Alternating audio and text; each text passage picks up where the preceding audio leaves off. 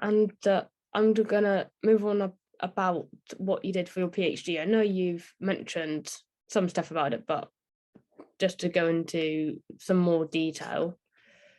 So, uh, quite briefly, what did you do? What did you do for your PhD dissertation? Okay, so my PhD dissertation, let me start with the title, Promoting Peace, Practicing War. That's the main title, with the subtitle, Maoism's Resolution of the Paradoxical Ethics of War and Self-Defense in East Asian Martial Arts. So there's this paradox in martial arts and what I call the promoting peace but practicing war paradox. People in traditional martial arts would often say, oh, martial arts is for peace promotion, it's for self-cultivation. You shouldn't use it for violence, you should use it in peaceful means and so on. And it doesn't make sense. Martial arts is, as the word defines it, is military skill. The term art in martial art originally comes from French, ars, or Latin, which is skill or technique. So it's not, as we like to interpret it in modern English, as martial aesthetics. That is Oh, I didn't not the realize case that. at all. Yes. So the etymology of art in that word is not artistic, or, well, it might be artistic, but it's not creativity. It's not aesthetics. It is arts, like in an artisan, like a blacksmith or a laborer, referring to the skillful use of their craft. So it's more craft than art. So Mars, then martial, comes from the term Mars, the god of war. So it's the skills of the god of war, or skills of war. That is what martial arts is. And so this whole idea of using martial arts for promoting peace doesn't make sense. So the first part of my dissertation was trying to figure out where this paradox comes from. Why is it that we say martial arts is for peace promotion? Why do martial artists have this emphasis on peace? So that was the first part of my dissertation, and I can expand on the reason a little bit more. And then I tried to find a different philosophical approach that reconcile this use of military skills, martial skills, for peace.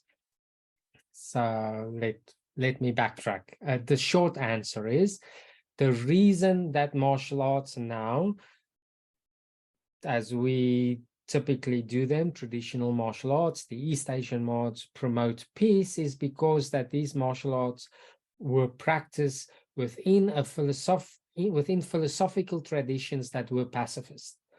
Taoism basically is a pacifist philosophy. It's more a kind of a hands-off philosophy. When something happens, the typical Taoist mindset would say, Wu Wei, don't get involved. What is, let it be, and it will change just as the seasons change. Yeah, now is the time for war, but war will pass and peace will come. Things like that. It's a very kind of a hippie, laid-back mindset. Can you just can you just explain for when people are watching this what a pacifism is? Okay, so pacifism is against the use of violence. So it's not passive in the sense passive active. It's not the same root. It's pacifistic, or pacifism is simply the belief that we should not engage in any type of violence, definitely not killing people.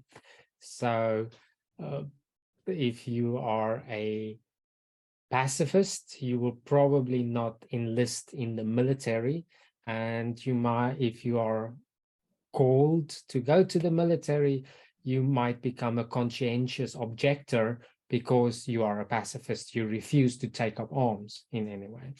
And when we look at Taoist philosophy, like the Tao Te Ching, the little book, the most famous book of the Taoist canon, you will clearly see very strong statements against military, against the use of weapons and so on.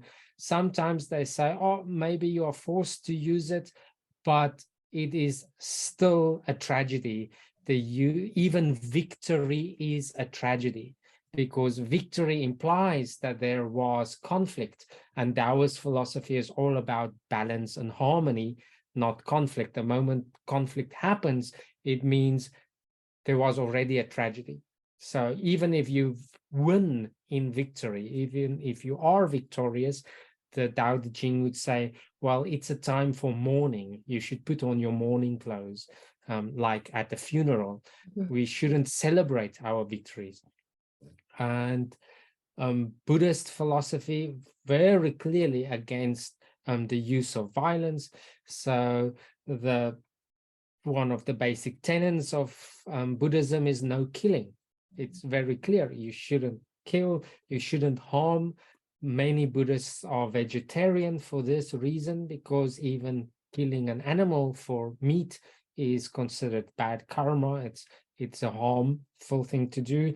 And then the Chen Buddhism, which is the Chinese form of Buddhism, which we got in Korea and Japan, because that's the form of Buddhism that came to East Asia, which is slightly different from the Buddhism we see in Southeast Asia. Is that different to Zen Buddhism? Well, Zen is the Japanese word for Chen. Oh, okay. And in Korean, it's Son. So Chen Buddhism, Son Buddhism, and Zen Buddhism are just the slight variations of the same thing, depending on the culture. But in these traditions, it's very much against the use of violence. And I quoted several texts that said even storing weapons would be considered wrong. You shouldn't even store weapons or make them or sell them. So the philosophy within Chinese Buddhism is very pacifistic in that sense as well. And then Confucianism as well. Confucianism had a slightly different approach for why they were pacifistic, but it was like a bigger priority is education and taking care of your seniors, your parents, taking care of your family. You shouldn't waste time on frivolous things like learning how to fight. So the Confucianists, and especially Korea, which was very much Confucianist, downplayed any martial art activity. So even before the Japanese occupation of Korea, military practice and personal martial art practice was something frowned upon. Only the commoners would do it.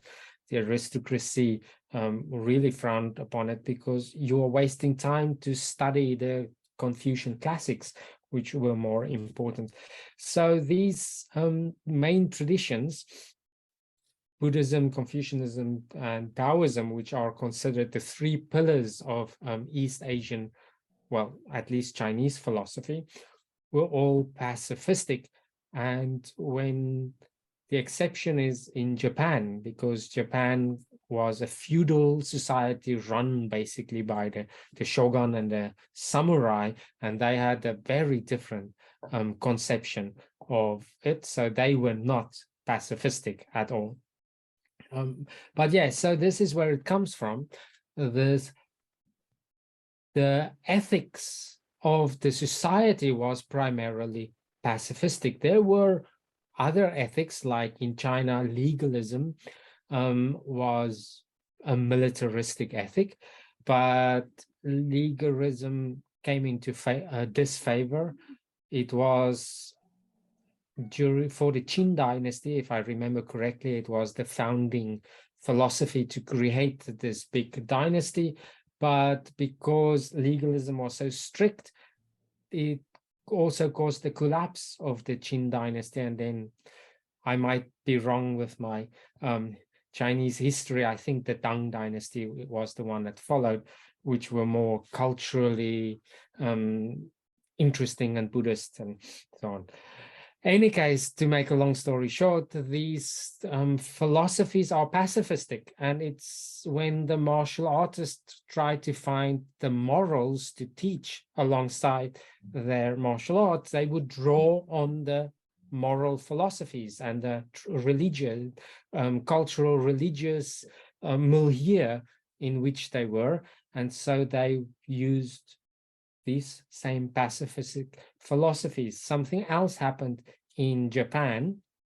So Japan used to be this strict samurai Bushido culture. Bushido is the samurai philosophy, and one that literally glorified death and dying in battle.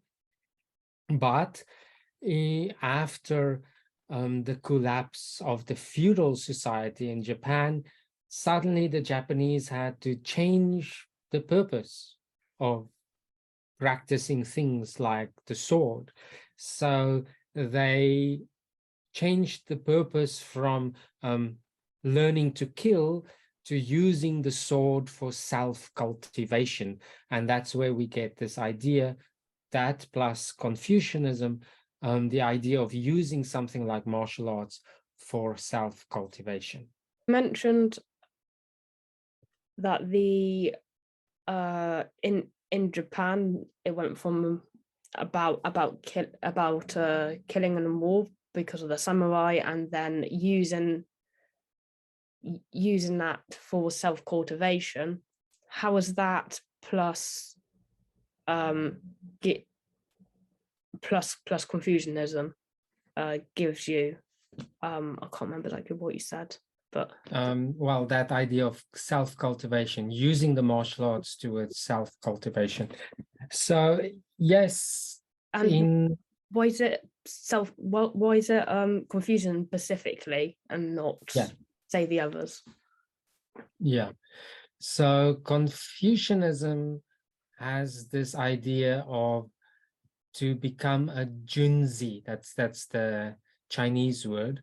A junzi in Korean, it might be something like a kunja or a sonbi, which roughly translates as a virtuous person. So the highest ideal in Confucianism is to become a virtuous person. It's translated differently. Some would say a superior person or a cultivated person. So how do you become this superior virtuous person? Well, for them, two things: study and ritual practice. So slowly Japan incorporated ideas from China, and these ideas were Confucianism and Buddhism. And so the samurai, who were the elite class, would start to study. They learned about the Chinese classics, and they appropriated and applied that idea to what they were already doing. So they were already practicing sword fighting, other weapon arts, martial arts, and then they used that as a means to self-cultivation. So that's the short answer. What's the long answer? The long answer is long. But so part of the Confucian concept of self-cultivation is ritual practice. So in Confucianism, you would do all kinds of different rituals, and you would do it constantly. Every day you would do rituals, or on specific days you would do rituals. So this then neatly fits into martial arts practice. Martial arts practice is repetitive practice and going through certain rituals. And we see that in traditional martial arts. When you come into the dojang, you would bow. And there would be all these different types of rituals that you would do throughout. And often there's a specific order in which the training happens. There's specific ways of addressing senior members, interacting with the senior members, and all of this are rituals. And in olden times, these rituals would have had religious practice. In modern times, they are secularized. There's hardly any religious meaning to them, but it's still a ritual in the sense that they are repetitive patterns of doing things. And within Confucianism, they believe that simply doing these repetitive practices, you are disciplining yourself, you are disciplining your mind. And that is part of the way in which you become a cultivated person. Furthermore, there's this concept of suheng. Suheng is the Korean word. I've forgotten the Japanese word now. But a suheng is any kind of disciplined practice that you would do, a ritualized practice, and for the purpose of cultivating the mind or the spirit. Now, it's something like the tea ceremony, or it could be archery, or it could be flower arrangement. So any activity that you can do in a ritualized way, in a repetitive way. And of course, martial arts practice like patterns is a good example of that, is a type of suheng.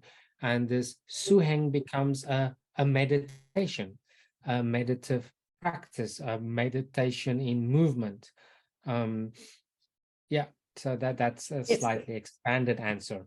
Is it only once you reach, say, like a certain level of mastery, then the patterns become a meditative practice? Because well, I think it can happen accidentally. People might just go through the motions accidentally, might not even have interest in the meditative concept of it, and but it becomes a type of meditative practice, a body-mind practice, because if you really do patterns properly, you will, well, first you will start to learn the individual techniques and to do them without thinking. Then you learn the patterns by doing the pum. Pum is the combination, let's say the combinations or combos of techniques that you do together. Let's say the first three movements in Wonyo, and you will just practice those pum. And then you put everything together, and now you can do the pattern without thinking. You don't need to recall what movement comes next. It just flows. And if you do the patterns in that way, that in a instinctive flow without conscious thought, then you are busy with suheng. You are doing a type of meditative, or in modern parlance, we would say body-mind practices. Okay. When people first are first learning the patterns and stuff, can they be meditative then, or it's very difficult at they first. are actually learning it takes a discipline. It's a discipline. So when you learn the patterns at first, you are too cognitively involved. Firstly, you have to think how to do the stuns. Is my back leg straight? Am I rotating my fist? You know, it's too involved in both your mind and your body is too active, trying to figure out what you should do. So it's only after you've done it enough times where you don't have to think about it anymore that it really becomes this suheng, this meditative practice. So I think everybody should strive for that. If you want to do your patterns well, you shouldn't be wondering, oh, what's the next move I should do? Okay, so it should flow. It should just come out. And when you do it enough times, it kind of happens automatically, where it becomes a meditative practice. Yeah. How does being disciplined and then it becoming a meditation, it constitutes as being a virtuous person? So for the Confucians, these ritual practices would often include how to act, your behavior in front of seniors or in different contexts. So bowing to seniors, knowing to what level you should bow, using the proper terms to address people, and so on. Things that we also learn in a much more watered down way in the traditional martial arts as well, showing respect, what we would call courtesy. In fact, the Korean word there, courtesy, is not simply courtesy as we would say good manners. It is ritual piety in the original, the Chinese characters. It's more as it's a greater sense than just courtesy. It is this idea of good manners at its highest level. Virtuous actions might be a better free translation that I can give to it now. So not just good manners, but virtuous actions, acting virtuously and with integrity. And for the Confucians, their religious or their ritual practices included that. So when you interact with people, you would always act in with specific etiquette, very stringent etiquette in their society. But these etiquette were behaviors that you do every time in each context. So they would have these elaborate different types of etiquettes for different contexts and so on. And if you were a good Confucian, you would learn this and you would do it enough times so that when you happen to be in any different context, you would automatically know how to behave in a virtuous manner. Yeah. Thanks. So going back to your PhD, because I've kind of gone for a bit off topic on the philosophy part of it. What was your research aim or research question? So yes, my research question was at two parts. Firstly, I wanted to understand why this paradox exists. Why do we in the traditional martial arts promote peace when we are busy with war skills? Mm-hmm. And so I explained part of that already. So the methodology for that was basically based on philosophy, normative and descriptive ethics. So I looked at the classical texts, Confucian texts, Buddhist texts, Taoist texts, and I tried to describe their ethics. So that's descriptive ethics.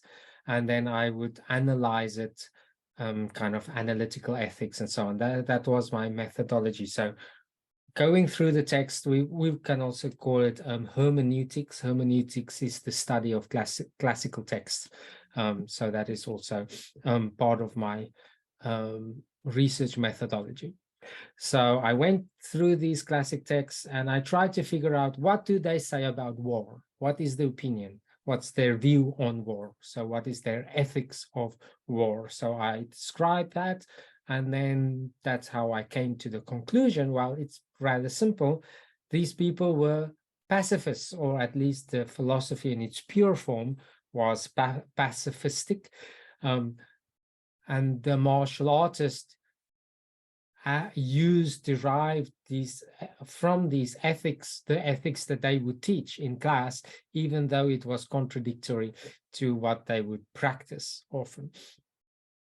And then my second part was to say, okay, if this is the case, can't we reconcile? Is there a way to reconcile the practice of martial arts with a peace philosophy?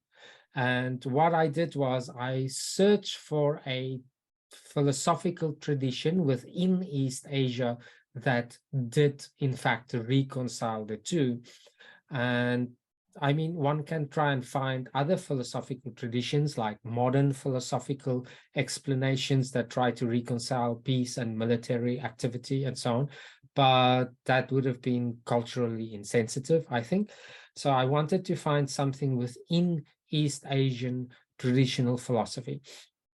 And the philosophy I chose was Moism. I don't know if you can see up here. I will pull it down. Is this big book, Wow. nice and thick. This was the philosophy that I had to read and study, Mozi or Moism. And the Mozi is what we call the text is called the Mozi, based on Mozi, the philosopher, believed philosopher who wrote that text. But with all of these philosophies, we don't always know exactly who wrote them, and it's probably an aggregation of different thinkers that wrote it. But the philosophy of Mozi was one that developed along the same time as Confucianism. It was quite popular at some point, but it fell out of favor, and there are many ideas for why it fell out of favor. Why? But one of the big things is that it was critical of how governments, how the king, the emperor wasted money. So one of the main ideas in the Mozi, or its central philosophy, is universal love and mutual benefit.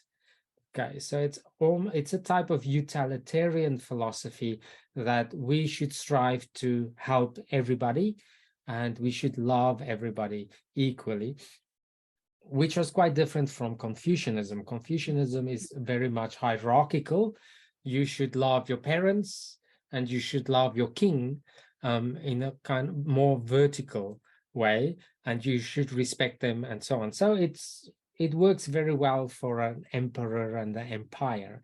And the Maoists were more critical of that. So, for instance, the Maoists were very critical of wasting money on musical performances, unlike today, where we can just listen to music with our mobile phones anytime. It doesn't cost us, it hardly costs us anything.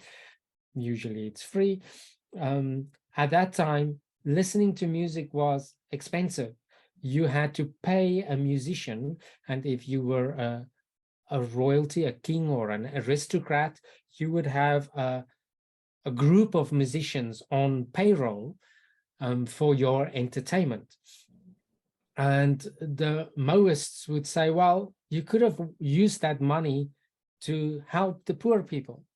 And similarly, they were very critical of the kings and the aristocracy in their fine silk garments. They would have said, well, yeah, it's nice to have a nice garment, but you could have used that money for poor people, uplifting the poor in society. So obviously they fell in disfavor with those in power who wanted to keep the power and keep their money for themselves and their own luxury. But the Maoists were a very interesting tradition. Maoism developed from a military tradition and an engineer's tradition. Again, it's not exactly clear, but some reputable scholars seem to suggest that these Maoists were engineers, they were craftspeople, and many of them were military people. They were soldiers, and they believed in a more egalitarian society. And unlike Confucius, that says, well, you should give priority to your own parents first, the Maoists said, no, a lot of the problems we have in society is because people care only for their own.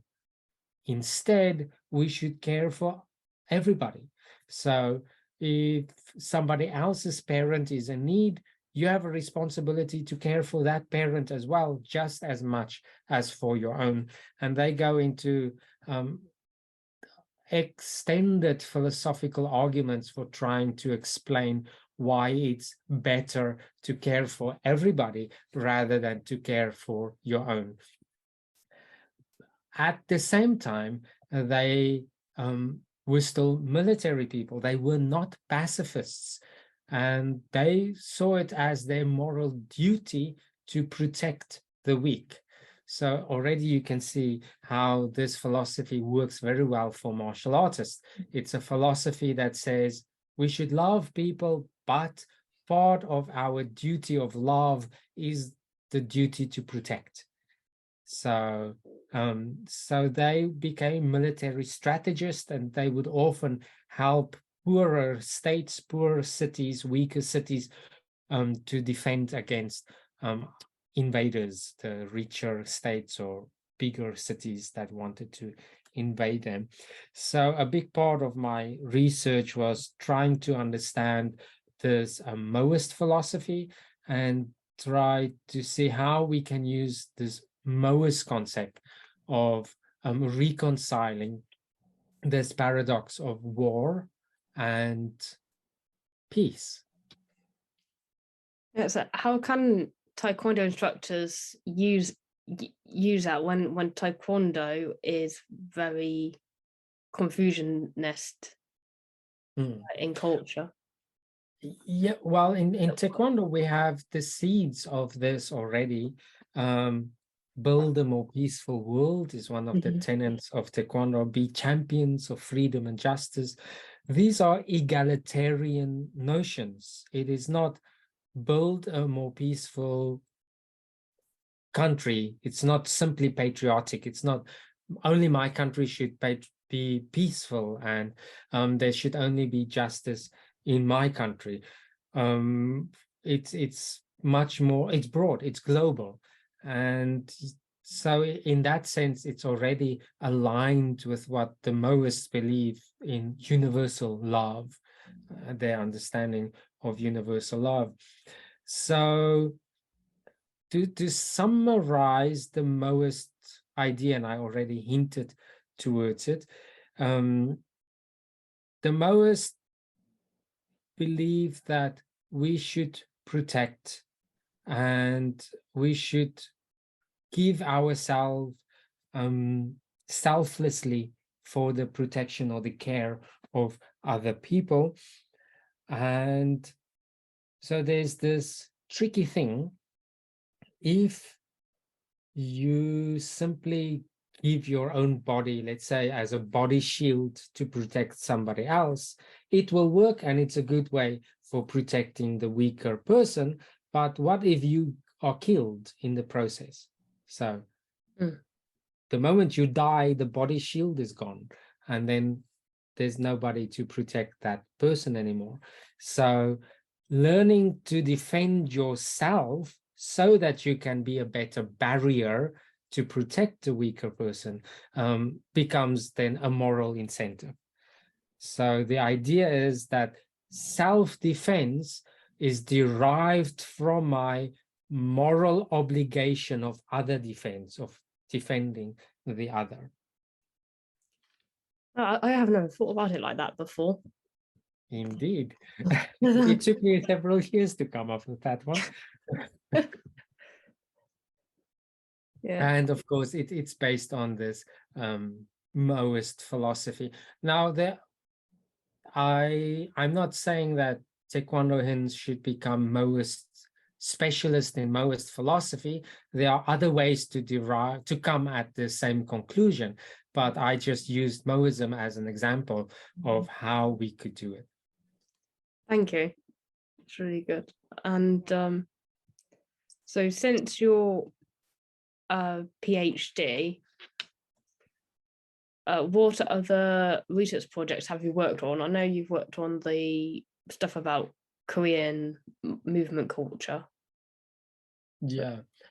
Anything else? Yeah, I've worked a lot on the idea of using martial arts for peace, or using Taekwondo for peace. I've been critical of it often because I feel that there's this paradox Mhm. and people don't address the paradox. It's easy to start talking about, let's use Taekwondo for peace, but without acknowledging the fact that Taekwondo is a combat sport or a system of combat. It is not peaceful.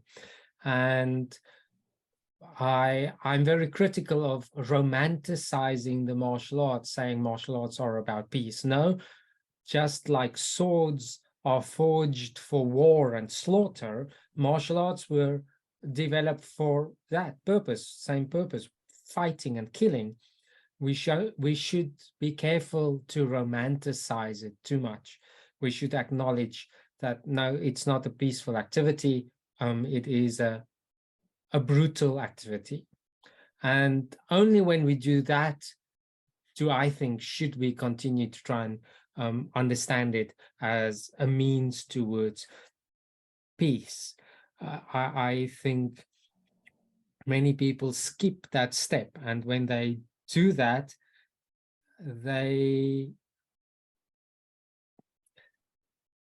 it's without integrity, like just pretending that, oh, martial arts are peaceful. No, martial arts are not inherently peaceful. They are quite the opposite, but that doesn't mean we can't use them for peaceful means. In fact, next week, I will attend a conference hosted by UNESCO ICM, UNESCO International Center for Martial Arts, and it's the 5th African Martial Arts Congress. And they asked me to come and talk about peace and martial arts. And I start off with this idea that no, we shouldn't just jump to the conclusion that martial arts and peace are just reconcilable, or that you can use martial arts for peace. Swords are firstly killing weapons.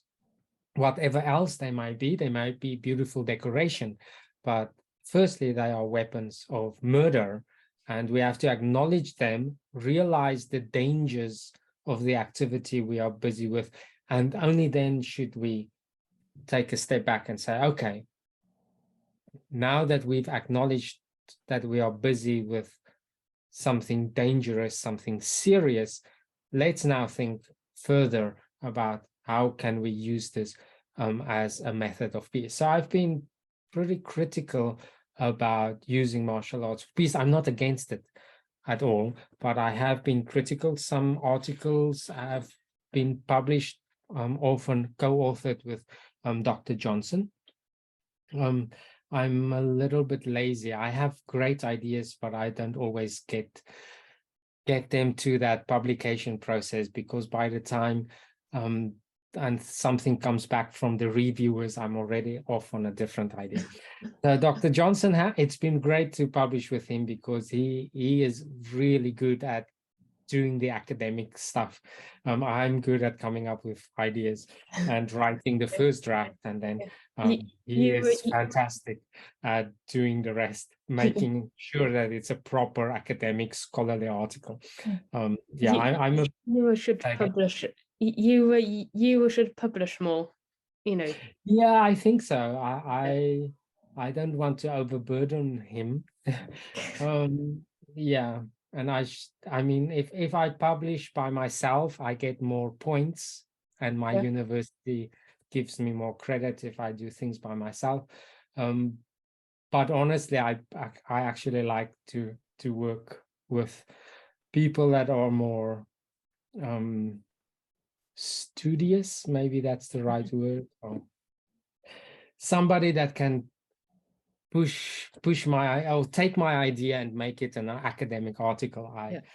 I like writing essays and go off on these imaginative trips, or the philosophical process of sitting back and thinking about something. That's where I shine.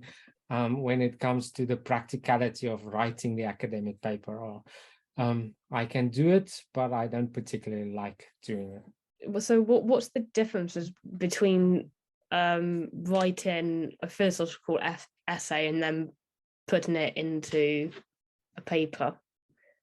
Well, I really enjoy the activity of thinking through a problem. Mhm. So it might just be me sitting, or I can have a whiteboard and I have these notes and lines and ideas and coming up with the problem and thinking it through, going through the process, and maybe even doing it as a first draft. And when I've done that, now everything else needs to be done, like grammar. I'm a pretty good writer, so I don't really have grammar problems, but the citations, putting it in a formalized form, Mhm. and so on. And I mean, I might even do that, but now it goes to the journal, and the editors work through it, and that you get feedback from the editors and so on, the reviewers. And then I get the feedback, but by that time I've already solved that problem in my head. So I am really not interested anymore in using the feedback to make a better presentation, a better article. Not because I don't see the value in it. I definitely see the value in it, and I know it's important to publish these things. But I've moved on. In my head, I'm already struggling with a new idea, a new exciting philosophical concept, and I'm seeing new things coming together. The publication process takes a long time. You Yeah. might write something, submit it, you get it back months later, you do alterations, you have to send it again, and it might take another month. So, I mean, that process can take a year or 2 years. By that time, I'm utterly bored with that topic. I've moved on to other exciting things. So that's the problem for me Okay. as an academic scholar, is I have all kinds of interesting, cool ideas, but I don't always have the push to get them through to publication. And that's when you team up with other people, that can help a lot. Yeah. Yeah. So we were addressing So, your question about what other things I'm doing. So these days I'm thinking about concepts like spiral dynamics, which is an interesting philosophy of how societies develop. The development of societies, let's say, from very basic groupings of hunter-gatherers that then organize themselves into villages or tribes, and then into nations and maybe even empires, and then a rather global mindset and so on. And then seeing, okay, how did the martial arts develop along these lines, and what are we doing currently martial arts wise? Are we still practicing things that were done in these tribal settings? Because some traditional martial arts are still basically just those tribal activities. Or are we doing it differently, maybe as a sport being the modern manifestation of martial arts? Or are we using martial arts as a means for self-cultivation, spiritual cultivation, and so on? So that is one interesting thing I'm looking into. what is My your math, say sorry? again. Sorry, what is your opinion on Taekwondo being about transforming into a sport? Well, we've seen that happen in WT Taekwondo. The most cookie Taekwondo practitioners do it as a sport. And there's room for that. But if you only do it as that, then you are losing some of the potential that the martial art can have. But the opposite is also a bad thing. Like the early Taekwondo pioneers didn't want to have sport at all. Like they similarly within karate, Funakoshi sensei didn't think that karate should become a sport. And if you do that, you don't battle test the martial art. In the past, martial arts were battle tested on the battleground. Yeah, that's And we true. don't have that in modern society. So one of the ways to battle test your technique, figuratively speaking, is through sport. So I think that's important. And MMA, for instance, is the modern battleground for martial art practice. And that's why many traditional martial arts are becoming unpopular and considered impractical, not useful, not effective, because of the battleground of the UFC. So there's value in the sport as well.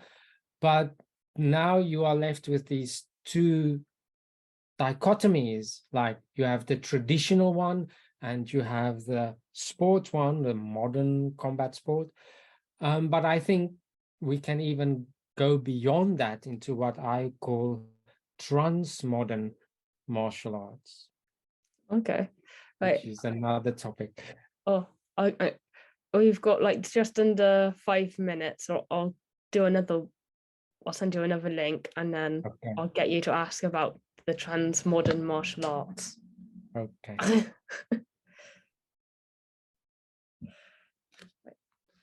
So, can you elaborate on your ideas you're working on about trans modern martial arts? Yeah, so this idea came to me after I read an article by Ken Wilber, who is a philosopher working in spiral dynamics. And in his article, he discussed pre-modern and modern, and then trans-modern societies or understandings. It can also be translated as pre-rational, rational, and trans-rational. So the basic idea is that there were pre-rational societies who explained their environment not through what we would consider modern science. Okay, so they didn't have our modern understanding of science. So for them, they would use concepts maybe of spirits or animistic ideas of how the world work, or in East Asia, they might use the concept of chi energy. There's life energy that is believed to permeate everything.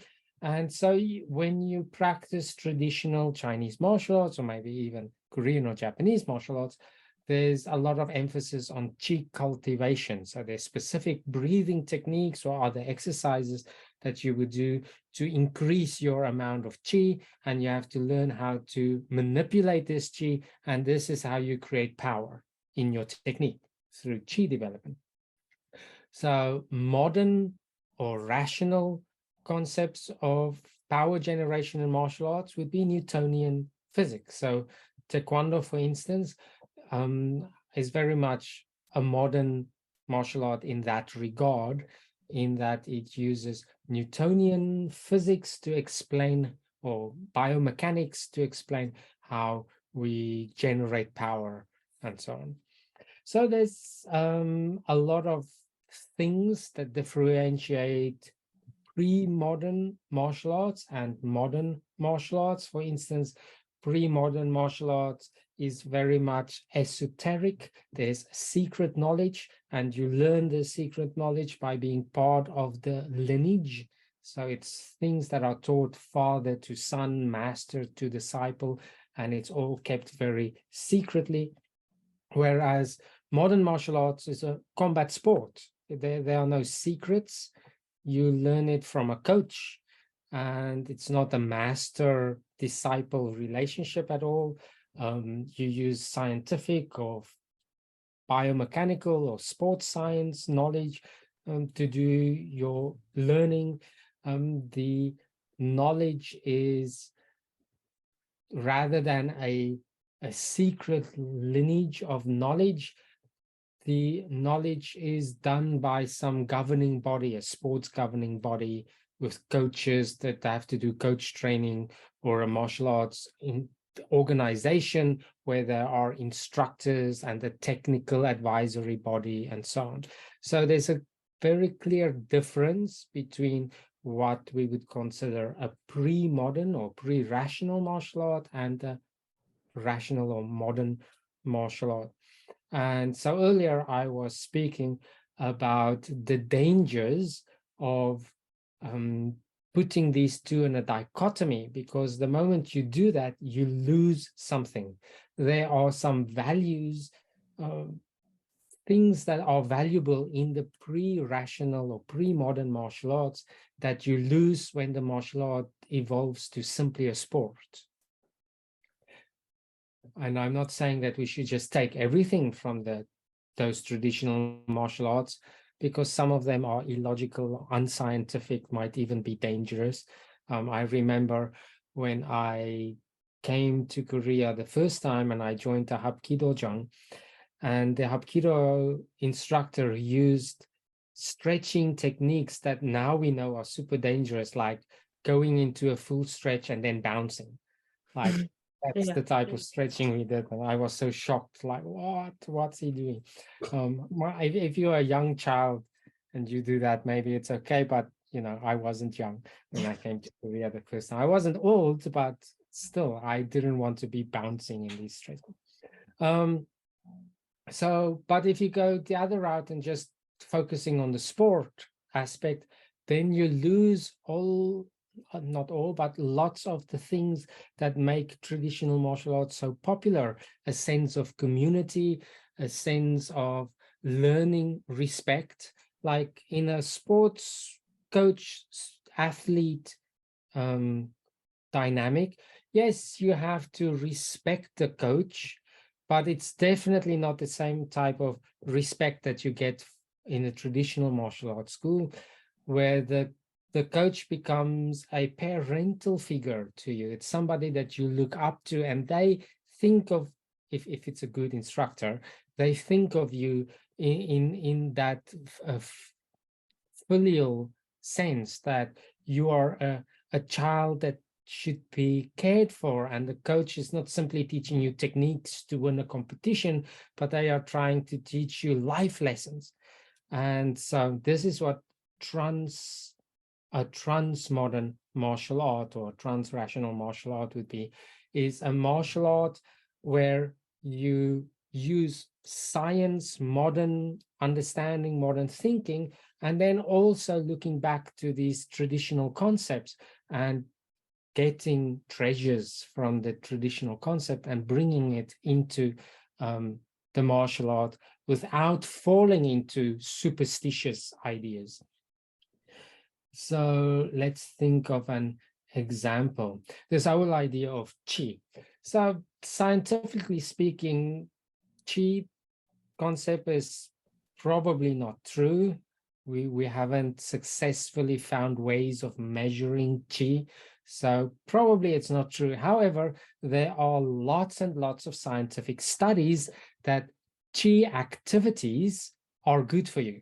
So activities such as Tai Chi or Qigong exercises, yoga-like exercises, and so on.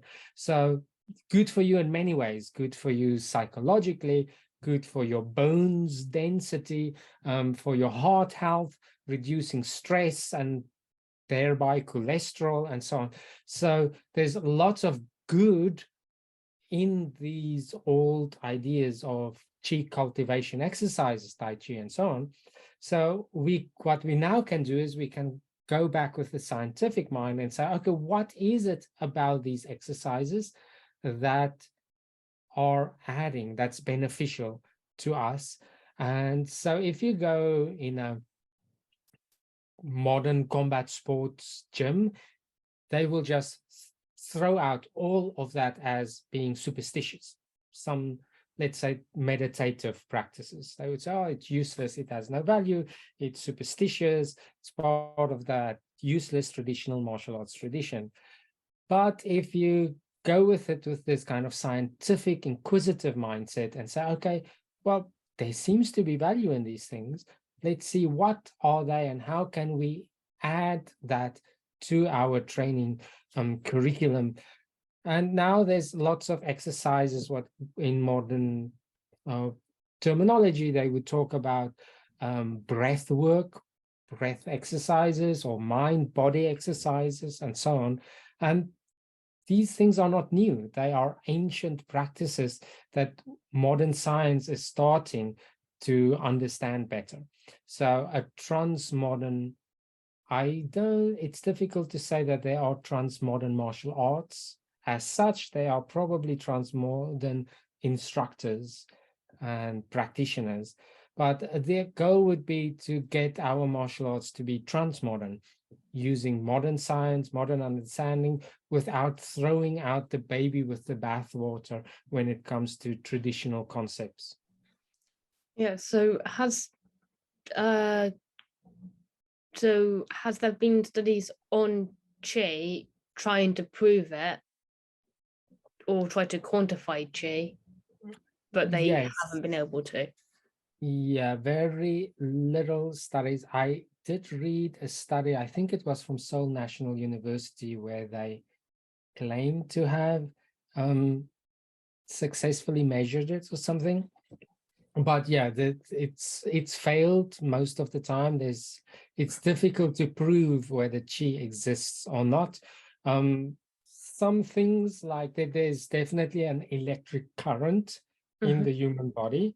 But whether that is Qi is, and I mean the electric current idea, in some ways it overlaps with the traditional understanding of Qi, but in other ways it's completely different. And I mean, the Taoists were probably the group most obsessed with Qi cultivation, because it was part of their idea of becoming immortal. So they wanted to become immortal, and they did these practices, kind of Qi cultivation practices, to create a Qi body or an immortal body.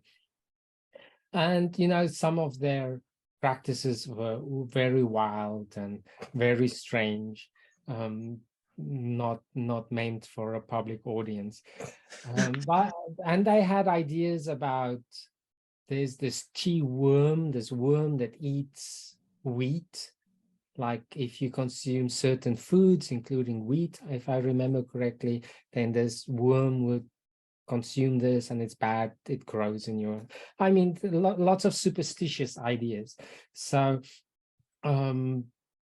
yeah, it takes some discernment to wade through all the pre-modern or pre-rational concepts, and then recognizing what is valuable. And it takes an open-mindedness, and that's a problem. Oftentimes people that are very modern in their thinking or very rational in their thinking lacks open-mindedness to say, okay, let's go look with an open mind at what practices they are, and see if we can find benefits from these practices, and see if they are worthwhile incorporating into what we are doing. And some of those practices, especially like the breath work practices, or practices of postures and the effects that posture has on your mind and so on, it's very interesting, and great scientific studies are being done on that currently. Yeah. So how have the previous studies you have read about Qi measured, or at least attempted to measure Qi? Honestly, I can't remember those studies. I definitely know I read something from a Korean university, and I think it was Seoul National University, where they claimed to have successfully measured or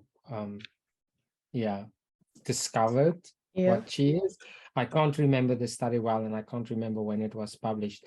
China has done lots of this because they are trying to rediscover a lot of the culture that was destroyed during the communist revolution. So they are going back and trying to rediscover and trying to make it scientific.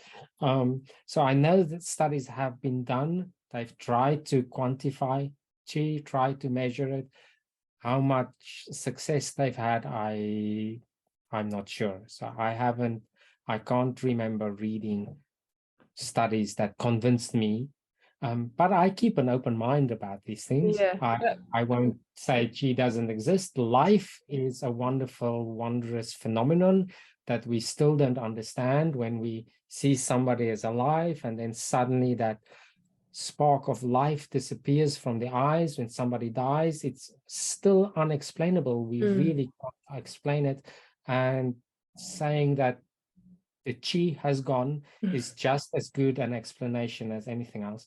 So I try to keep an open mind with these things, but it's not something I'm breaking my head over. Okay. More importantly is that Qi cultivation exercises definitely have benefits. Yeah. There's so many studies about that it's undeniable. So Yeah, we know I have Qi definitely. cultivation exercises are beneficial. The question is, probably there's other reasons for it. Breathing definitely being one of the things, and we know the effect that breathing has on the vagus nerve, different parts of our nervous system, different types of breathing, how that affects us, how it affects us psychologically. And interestingly, these Qi cultivation exercises affects things like bone density. That's just wonderful. I mean, usually the way to increase bone density is through resistance training, like heavy weight lifting. How does Tai Chi, which there's not much resistance training going on there. How does that affect bone density? So it's such a wonderful sphere of things that we still need to discover. And I mean, if you're a martial artist, having good bone density is to your benefit. Yeah. So yeah, there's much that we can learn from traditional martial arts if people keep an open mind.